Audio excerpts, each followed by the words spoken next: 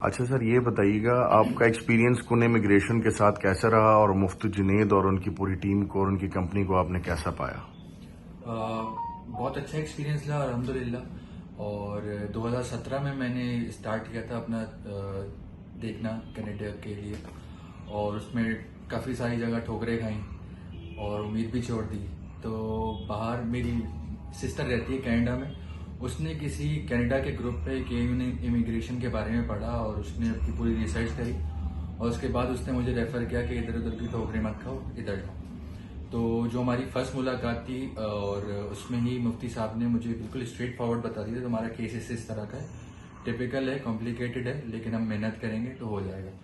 तो अल्लाह ताला के रहमो करम से हमने जून 2021 में यहाँ पे रजिस्ट्रेशन करवाई। पहली मुलाकात के बाद ही रजिस्ट्रेशन हो गई।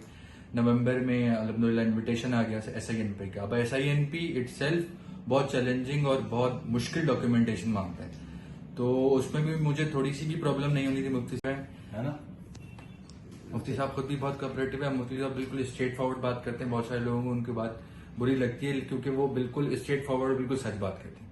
अगर कोई जेन्युइन कैंडिडेट होगा, अपने एप्लीकेशन अपनी कोई अर्जी लेके आएगा, वो बिल्कुल उसको उसी तरह से क्रिटिक करेंगे। लेकिन अगर कोई जेन्युइन कैंडिडेट नहीं होगा, टाइम पासिंग कर रहा होगा, तो वो स्ट्रेट फॉरवर्ड बता देंगे, वो किसी का भी टाइम जाया नहीं करते। अच्छा, दूसरा प्लीज ये बताइएगा, बाकी भी इमिग्रेशन कंसल्टेंट्स हैं, यकीनी तौर पे वहां पर भी लोगों के जो है वो वीजाज लगते हैं, लेकिन वो फिर घर तक नहीं छोड़ के आते। आपने क्या डिफरेंस पाया? अब आपका वीजा लग गया है, आपको वहां तक क्या ये पहुंचा रहे हैं जहां पर आपके बच्चे और family safe and secure Canada में जिंदगी गुजारेंगे, जिसके लिए आप वहां जा रहे हैं? स्क्रैच से स्टार्ट किया मैंने मुफ्ती साहब के साथ ही, और जो लैंडिंग पेपर है मेरे हाथ में है वो भी मुफ्ती साहब के साथ ही, तो उन्होंने घर तक तो जोड़ा है। सेकेंडली, जो आप डिफ्रेंसिएशन की बात कर रहे हैं कंसल्टेंट्स में, वो जो कंसल्टेंट का मेन कंसर्न होता है वो कम्युनिकेशन वेल मेंटेन्ड करना होता है, कि हर चीज क्लियर आपके सामने सबमिट कर दी जाए। और बहुत सारे कंसल्टेंट को मैंने भी देखा, मैंने ज्यादातर कंसल्टेंट के पास तो नहीं किया, लेकिन जिनसे मैं मिला हूँ क्रिस्टल क्लियर कम्युनिकेशन नहीं है, और इन्फॉर्मेशन को हाइड करके आपको 50% बताते हैं, 50% नहीं बताते। मुफ्ती साहब का क्लियर एंड कट कम्युनिकेशन होती है, 100%। पहली सारी इन्फॉर्मेशन पहली मुलाकात में आपके सामने होगी। और जो लोग बेहतर मुस्तकबिल के लिए मुल्क से दूर जाना चाहते हैं, उन्हें क्या आप रिकमेंड करेंगे कुन इमिग्रेशन? 100% रिकमेंड करूंगा। मैं ऑफिस में भी काम करता हूँ, काफी सारे लोग मुझसे पूछते हैं, मुझे नहीं पता आज तक कितने KUN पे आए हैं, लेकिन मैं हर किसी को पहली प्रायोरिटी पे उन्हीं का नंबर देता हूँ कि आप कुछ ना करें, इधर उधर हाथ पैर ना मारे, पहले जाके एक मीटिंग कर लें, ताकि आपका थॉट प्रोसेस बिल्कुल क्लियर हो जाए कि आपको जाना किधर। अस्सलाम वालेकुम मुफ्ती साहब, ये बताइएगा कि कुन इमिग्रेशन के बारे में आजकल बहुत ज्यादा चर्चा है। ये बताइएगा कि 2024 में क्या प्रोग्राम है और कौन कौन लोग इस वक्त जो है वो इन प्रोग्राम्स में जो है वो अप्लाई कर सकते हैं, क्या तरीकाकार है, जरा उससे प्लीज आगाह कीजिएगा। नाज़रीन में बताया चलूं, आज हमारे पास माशाल्लाह जियो के सहाफी आए हुए हैं और ये जर्नलिस्ट हैं माशाल्लाह, और हमारे से सवाल कर रहे हैं। तो हमारे ही ऑफिस में तोहफा से वीजे भी आए हुए हैं, तो ये बैठे हुए हैं माशाल्लाह। तो इन्होंने कहा सर आज मैं आपका इंटरव्यू कर लेता हूँ, तो ये हमारे लिए खुशनसीबी है कि माशाल्लाह ये आज आए हुए हैं। सूरत हाल ये है कि 2024 जो है बहुत टफ है, ऑनेस्टली स्पीकिंग। एक्सप्रेस एंट्री 2023 के अंदर टफ रहा, क्योंकि 500 490 CRS रहा। कंपेरेटिव रैंकिंग सिस्टम के तहत जो रैंकिंग पॉइंट्स हैं वो हाई रहा। तो आमतौर पर लोगों की मास्टर्स होने के बावजूद, 29 साल एज होने के बावजूद, 3 साल का एक्सपीरियंस होने के बावजूद, आइल्स में 888 होने के बावजूद लोगों को मुश्किल से इमिग्रेशन मिली। 2024 उससे भी ज्यादा टफ होगा, मैं आपको ऑनेस्टली बता रहा हूं। ये लोगों को पैसे नहीं दें, क्योंकि उनका इमिग्रेशन एक्सप्रेस एंट्री में 2024 में नहीं होगा। बिल्कुल साफ अल्फाज में बता रहा हूं ये, क्योंकि हाउसिंग प्रॉब्लम बहुत ज्यादा है। अभी मैं 4 महीने कनाडा रह के आ रहा था।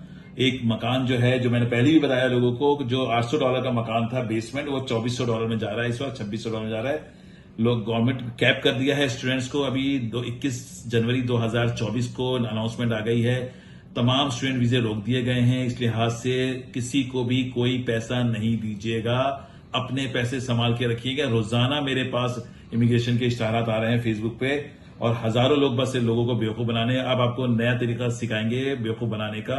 उसके बाद कहेंगे हम आपका वर्क परमिट करा देते हैं, लीमिया करा देते हैं, 30-35 लाख की बात करेंगे, 10-5 लाख रुपए लूट लेंगे और आपके पैसे चले जाएंगे।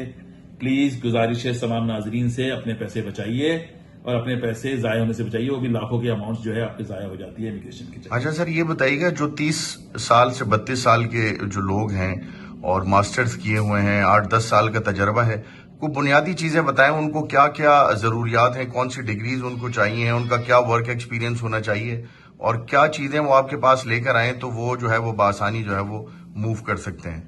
देखिए, अगर कोई आदमी एक्सप्रेस एंट्री में जाना चाहता है तो चार फैक्टर बस दिमाग में रखे।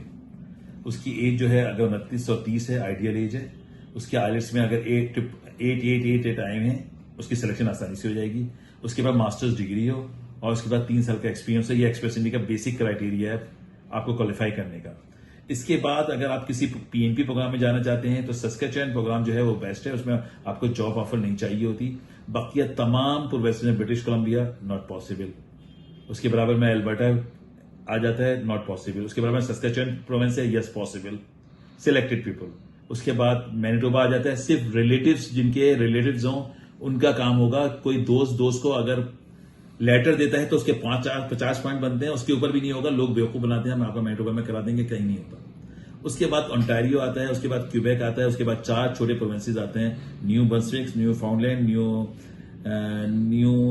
न्यू स्कॉशिया तो और प्रिंस एडवर्ड आइलैंड। ये 4 प्रोविंसेस आते हैं। इधर भी जॉब ऑफर चाहिए तो भूल जाइए एक्सपीरियंस। अगर आपके पास कहीं अगर जॉब ऑफर ऐसे कोई मिल रहा है तो ऐसा मिल ही नहीं सकता। लोग बेवकूफ बना रहे हैं, कुछ नहीं होता ऐसे कुछ भी नहीं हो रहा कनाडा के अंदर। जिस तरह लोग जो है पूरे दिन लोगों को बेवकूफ बना रहे हैं, जब वो लूट जाते हैं तो बेचारे अपना दामन बचाते हुए फिरते हैं और किसी को बताते भी नहीं कि हमें किसी ने लूट लिया। साहब ये बताइएगा कि वो कौन कौन से प्रोफेशंस हैं जो कि हाईली रिक्वायर्ड हैं कनाडा में, और कौन कौन से शोबाजात से जो मुंसलिक लोग हैं वो इस वक्त अप्लाई कर सकते हैं? बेसिकली लोग ये समझ रहे हैं कि कनाडा का जो है ना प्रोफेशन बेस्ड इमिग्रेशन नहीं है, कनाडा का पॉइंट्स बेस्ड इमिग्रेशन है। अगर वो प्रोफेशन बेस्ड है तो उसके अंदर उन्होंने एक नई स्कीम निकाली है, स्टैम्प स्कीम, लेकिन उसके अंदर भी बहुत कम लोग ले रहे हैं। तो बेसिकली कनाडा जो है ना प्रोफेशन बेस्ड इमिग्रेशन नहीं दे रहा, बल्कि आपको पॉइंट बेस्ड दे रहा है। और पॉइंट्स आपके अगर इज वेरी क्लियर, अगर आपके पॉइंट्स हो रहे हैं एक्सप्रेस एंट्री में, आपके पॉइंट्स हो रहे हैं SINP में, तो आप क्वालिफाई करेंगे वरना नहीं करेंगे।